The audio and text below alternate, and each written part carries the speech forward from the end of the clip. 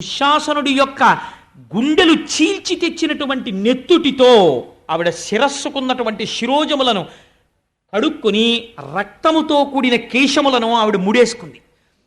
కీచకుడు సంహరింపబడిన తరువాత భీమసేనుడు అందులో ఎంత దారుణంగా చంపాడో తెలుసా అండి? ఎప్పుడైనా విరాట పర్వం చెప్పినప్పుడు విందురు గాని కాళ్ళని చేతుల్ని వక్షస్థలంలోకి నొక్కేశాడు, ముద్ద చేసేశాడు.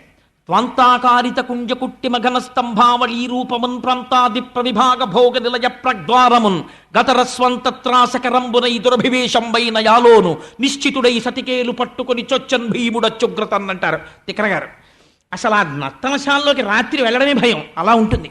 అటువంటి చోటుకి లోపలికి వెళ్ళారు ఎవరు. అటువంటి చోటుకి నిర్భయుడై ద్రౌపదీదేవిని పట్టుకుని వెళ్ళాడు. అది చంపడం కూడా అతి నిశ్శబ్దంగా చంపేశాడు, ఒకరి కేక ఒకరికి వినపడకూడదని.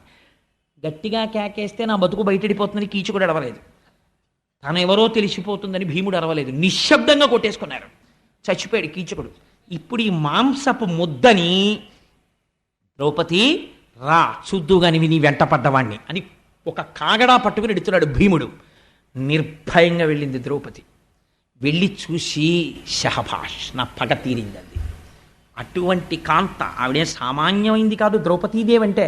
ఆవిడ శీల సంపత్తి వింటే ఆశ్చర్యపోతారటువంటి మహాపతివ్రత, అటువంటి తల్లి ఆవిడ.